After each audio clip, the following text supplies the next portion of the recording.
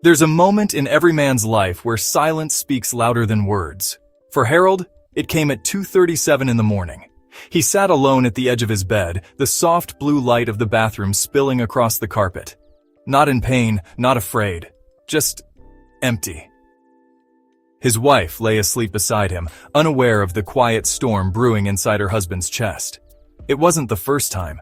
For weeks, no months, Harold had been waking like this. Not from nightmares, not from age, but from something deeper. A stillness inside his body that he couldn't explain. He felt disconnected from himself, like his own strength had slipped quietly out the back door while he was busy keeping up with bills, appointments, and the polite rituals of growing old. He told no one, not his doctor, not his friends, certainly not his wife. Because how do you explain that your body no longer feels like it belongs to you? But I knew the feeling. I'd seen it in the eyes of dozens, no, hundreds of men who walked into my clinic after 60. Their questions were always different, but their stories? Almost identical. Dr. Carr, I just want to feel like a man again. And more often than not, the answer began in a place they never expected, with a simple glass of water. I've been practicing medicine for over 3 decades, and while I've studied testosterone, circulation, nutrition, and intimacy, it still astonishes me how the most vital solutions are the ones we overlook the longest. We forget that blood is over 90% water, that every signal in the brain, every pulse of desire, every morning rise begins not with a pill, but with proper hydration. And yet, the way most men drink is quietly robbing them of the very vitality they long to restore. This isn't about gallons a day or some fad health ritual. This is about remembering how to nourish the body in the way it was designed slowly, intentionally, and with respect for the systems that once served us so effortlessly. So, when Harold came to me, eyes down, voice trembling, I didn't start with medication. I didn't even ask about performance. I handed him a glass of room temperature water and said, "Sit, sip this slowly, and let's begin again." What happened next? Well, that's the story I want to tell you today. Because sometimes the smallest shift can open the biggest door, and sometimes what you thought was broken is only waiting to be restored. When Harold first walked into my office, he carried himself like many men do after 60. Not broken, but burdened. He wore the weight of unspoken questions in his shoulders. He smiled out of habit, not joy. And when I asked him the simplest of questions, "How much water do you drink?" he laughed. "Doc, I drink coffee in the morning. Maybe some iced tea at lunch. That's water, right?" It wasn't arrogance. It was a quiet truth. No one had ever told him how water actually works in the male body past 60. Not a family doctor, not a cardiologist, not a urologist, and certainly not the magazines promising 10 ways to feel younger tonight. So I told him what I've told many others. Your blood is water. Your erection, a function of blood flow. Your testosterone, dependent on hydration pathways through your kidneys, liver, and brain. Every function you care about, energy, focus, intimacy, stamina, it begins with how easily your blood moves through your body. And without water, that blood thickens. Your heart strains. Your vessels tighten, and circulation to your most sensitive organs slows to a crawl. And here's the part most people don't realize. Dehydration triggers your stress response. When you're even mildly dehydrated, your body goes into survival mode. Cortisol rises. And when cortisol rises, testosterone falls. One glass of water can't fix it. Neither can a jug by your desk. Because hydration isn't about how much you drink. It's about how you drink it. Harold didn't need a supplement. He didn't need a new diagnosis. He needed a new rhythm, a return to something slower, more natural. That day, I asked him to start with one thing. Sip water slowly, every morning. Sitting down, no ice, no rushing. Just him, his breath, and a few moments of stillness. It felt too simple. But within a week, he came back with color in his face. "I don't know what's happening," he said, "but I'm waking up clearer, my thoughts are sharper, and things feel different down there." He didn't say it like a joke. He said it like a man remembering himself. And I knew his journey had just begun. Because once your body begins to receive what it's been silently asking for, the results are never just physical. They're emotional, spiritual, and for many men, deeply redemptive. Next, I'll show you the subtle ways most men sabotage their own circulation and how to shift them. There's something I see almost every week in my clinic. A man walks in, 68, maybe 72, no major health issues, good blood pressure, no diabetes, but still, he feels off. He's tired in the morning. His thoughts are cloudy. His confidence, once unshakable, now flickers like an old light bulb. And in the bedroom, he says, I still want to, but my body doesn't cooperate. So I ask him, tell me how you drink water. He looks confused. What do you mean? I drink water. So I push a little further. When? He shrugs. After I mow the lawn. After I eat. Before bed, maybe. How much? Depends. I usually just grab a bottle and chug it. Cold. Right from the fridge. That's the moment I usually lean back in my chair and smile gently. Because what he just described, cold, rushed, reactive hydration, is exactly what's sabotaging his circulation. When you gulp cold water, especially standing up, your body goes into a mild stress state. The cold shocks your digestive system and constricts your blood vessels.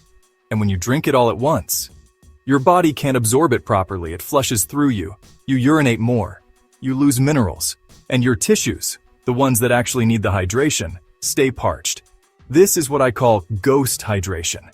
You drank the water, but none of it reached the places that needed it most. But no one tells older men this. No one teaches us that how we drink is just as important as what we drink. So instead of supporting performance, these daily habits, sipping only when thirsty, guzzling cold water after exercise, skipping hydration before meals, become silent saboteurs of our energy, our clarity, and yes, our intimacy. It's not your fault. You weren't taught these things because our culture never spoke about them. We were told to push through, to man up, to believe that slowing down was a weakness. But your body doesn't want speed. It wants rhythm, patience, presence. That's why in this next part, I'm going to share the 5 hydration habits I teach every man over 60. There's a reason I call them water rituals, not just habits. Because when done with intention, these simple acts don't just hydrate the body, they awaken it. I first shared these 5 with a patient named Richard. He was 72, recently retired, and quietly heartbroken. Not because of any disease or diagnosis, but because of how disconnected he felt from his own body. His mornings were stiff, his energy inconsistent. His desire for intimacy was alive, but his ability to follow through, slipping. He asked me, is this just what happens to men my age? And I told him the truth, only if you let it. Here are the 5 hydration rituals I gave him, the same ones I've shared with hundreds of older men. Let's walk through each one. 1. Sip. Don't chug. Your body is a sponge, not a funnel. When you chug a full glass, your stomach can't process it all at once. Instead, sip steadily throughout the day. Treat water like a companion, not a chore. Small sips over time nourish deeper tissues, regulate pressure, and support consistent blood flow. 2. Sit while drinking. This one always surprises men. What difference does it make? A lot, actually. Sitting activates your parasympathetic nervous system, your rest and digest mode. When you're seated and calm, your blood vessels relax, your digestion improves, and your body absorbs water more efficiently. 3. Mix with saliva. This one might sound strange, but it's deeply rooted in how the body works. Don't just toss water down your throat. Pause. Hold it in your mouth for a few seconds. Let it mingle with saliva. Why? Because digestion doesn't begin in your stomach, it begins in your mouth. 4. Avoid ice-cold water. I know. Cold water feels good, especially on a hot day. But for older men, it's more harm than help. Cold constricts. It tightens blood vessels, slows digestion, and increases internal stress. Warm or room temperature water, on the other hand, supports liver function, kidney health, and optimal blood flow, especially in the areas most men care about but are too shy to mention. 5. Time your water intake wisely. This one's subtle but powerful. Don't drink large amounts right before or right after meals. It dilutes stomach acid and slows digestion, and try not to drink right before bed. Instead, start your day with a gentle glass. Mid-morning and mid-afternoon are ideal times for deeper hydration. You'll feel more alert, more grounded, and if you stay consistent, more alive. Now, remember Richard? He didn't just feel better. He reconnected with something he thought was gone, his presence. His wife even wrote me a thank you note, all because he slowed down and listened to what his body had been asking for all along. You see, these rituals aren't just about water. They're about reclaiming a sense of self-respect. And once you build this foundation, everything else becomes easier. Sleep, digestion, circulation, even confidence. This is the question I hear most from older men. Dr. Carr, just tell me how much water I should drink. Give me a number and I'll do it. And I understand. We like clarity, a rule to follow, a box to check. But here's the truth. Hydration isn't one size fits all, especially not after 60. Still, let's start with a general guide. For most men in their 60s or older, 2.5 to 3 liters a day is a safe range. That's roughly 10 to 12 cups. But the real answer depends on something far more personal. Your body's signals. Let me share a story. A patient named Gerald once told me he was doing everything right. He kept a big jug on his desk and made sure to finish it by the end of the day. But despite that, he constantly felt tired, bloated, and found himself running to the bathroom every hour. When he came in, I asked him one simple question. What color is your urine? He looked confused. Then he laughed. I've never paid attention. That's where we started. You see, your urine is one of the most accurate hydration indicators your body gives you. Free and instant. Pale yellow? Perfect. You're hydrated. Dark yellow or amber? Time to drink more. Crystal clear all day long. You may be overdoing it. Yes, overhydration is real. When you flood your body beyond its needs, you stress your kidneys, flush out essential minerals like sodium and potassium, and ironically feel more fatigued, not less. I told Gerald to stop chasing volume and start tuning in. Within days, he noticed the difference. He had more energy, less bloating, and finally felt in sync with his body again. Here's what I want you to understand. After 60, your body becomes more sensitive to imbalance, on both ends. Too little water? Your blood thickens, your testosterone drops, your sleep suffers. Too much? Your electrolyte balance is disrupted, digestion weakens, your kidneys work overtime. So instead of guessing, use your own feedback system. Check your urine once a day. Listen to thirst. Not ignore it, but not obsess over it either. Adjust based on activity, heat, and how you feel. If you're in a warm climate, exercising more, or taking certain medications like diuretics, you may need more. If you're indoors, sedentary, and eating hydrating foods like fruits and soups, you may need less. There's no badge for finishing 3 liters a day if your body never asked for it. Hydration is about harmony, not heroics. And once you understand your balance point, when your body feels steady, clear, energized, you'll never need a number again. You'll know. But water intake isn't the full story. Because what you eat, especially moisture-rich fruits, can support or sabotage your hydration if you're not careful. And most men make a subtle mistake with fruit that could be costing them better digestion, circulation, and even erections. Let me take you back to a quiet Tuesday morning. Robert, age 66, walked into my clinic smiling proudly. He said, "Doc, I've been eating more fruit. Watermelon, oranges, grapes, you name it, and I drink a full glass of water with it every morning. That's good, right?" He truly believed he was doing everything right. But then he paused. "So why do I feel bloated and sluggish afterward? I thought fruit and water were the healthiest things you could put in your body." I nodded, because Robert's experience wasn't unusual. In fact, it's something I've seen in hundreds of men, and it all comes down to timing. Here's what most people don't realize. Water-rich fruits already hydrate your body.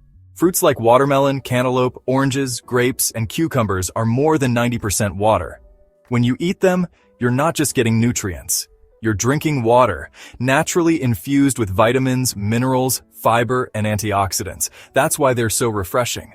But here's the issue. When you drink extra water immediately after eating those fruits, you dilute your stomach's digestive enzymes. What does that mean? Your digestion slows down. Your stomach struggles to break down the fruit's natural sugars and fibers. You may feel heavy, gassy, or strangely tired. And worst of all, you miss out on fully absorbing the fruit's nutrients. It's like trying to make a cup of tea and then dumping more cold water into it halfway through. Your body's internal process gets interrupted. So, what did I tell Robert? One simple rule. Wait 30 to 60 minutes after eating hydrating fruits before drinking water. Let your stomach process the fruit. Let the water inside the fruit hydrate you first. And the result? Just 3 days later, Robert came back to me with a grin.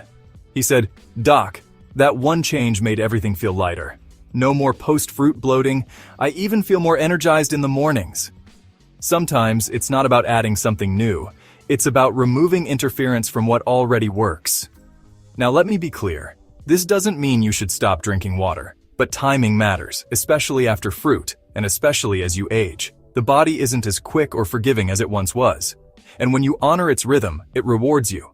Better digestion, more energy, clearer mind, and yes, improved circulation, which plays a critical role in your ability to sustain firm erections. Because in the end, it all connects.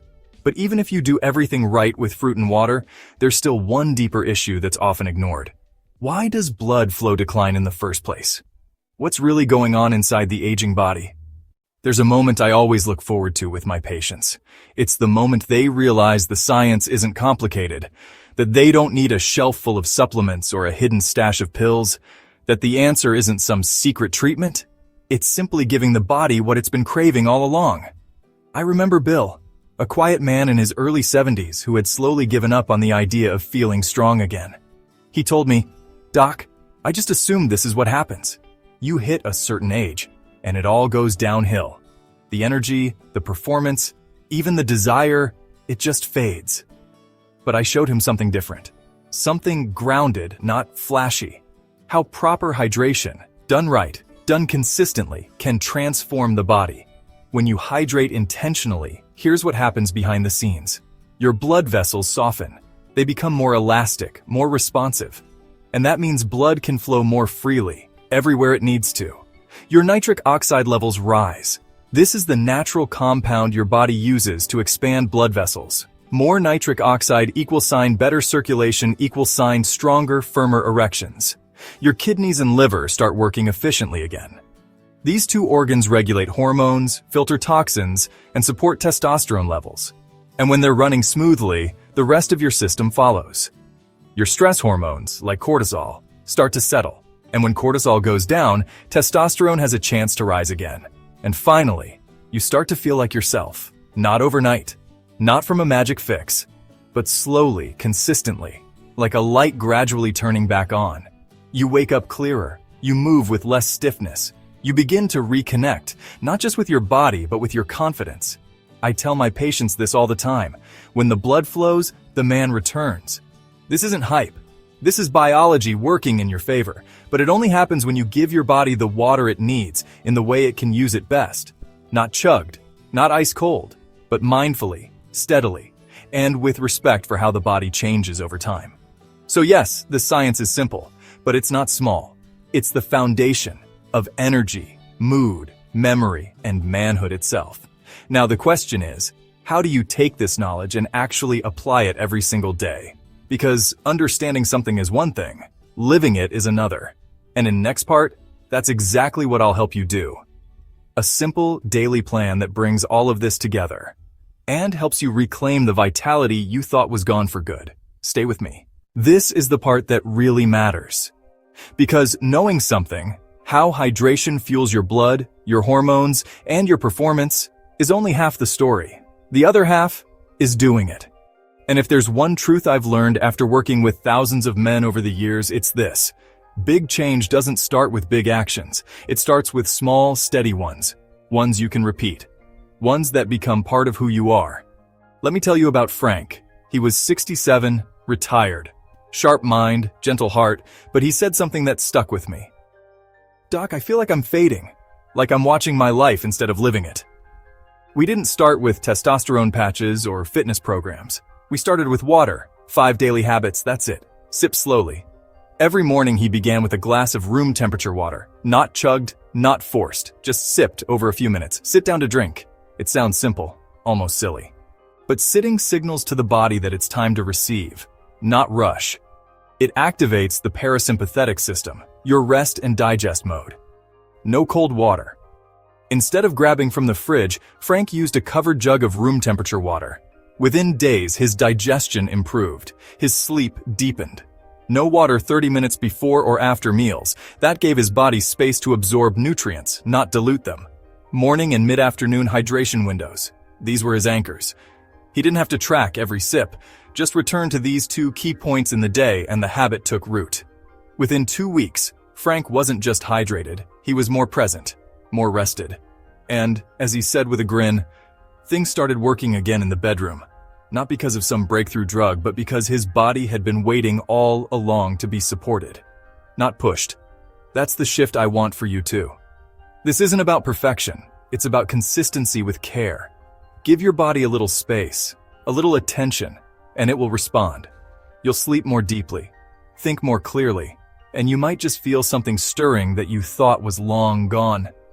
Hydration isn't a side note, it's the current running beneath everything. And when you get it right, you stop surviving and start feeling alive again. In the final segment of this series, I want to leave you with a reflection, something deeper than a tip or a habit, a reminder of what's possible for your life, even now. Remember, this video is for informational and educational purposes only. The experiences, reflections, and insights shared are drawn from decades of clinical observation and are intended to encourage open dialogue around healthy aging. The content should not be interpreted as medical advice or a substitute for consultation with a licensed healthcare provider. Every individual's body and circumstances are unique. Always speak with your doctor before making changes to your lifestyle, health practices, or personal wellness routines. The stories and examples presented are illustrative and do not reference specific patients. If you take one thing from all of this, let it be this. Your body hasn't given up on you. It's simply been waiting, quietly, patiently, for you to remember what it needs. For too long, we've made health about quick fixes. We've looked for answers in pills, powders, and promises. But the truth? It's always been simpler than that. A glass of water held with intention, a slower breath, a body allowed to receive rather than perform. You don't have to overhaul your life. You don't need to chase youth. You need to honor the body you have in the season you're in. Because you're not broken. You're not too far gone. You're not a shadow of who you once were.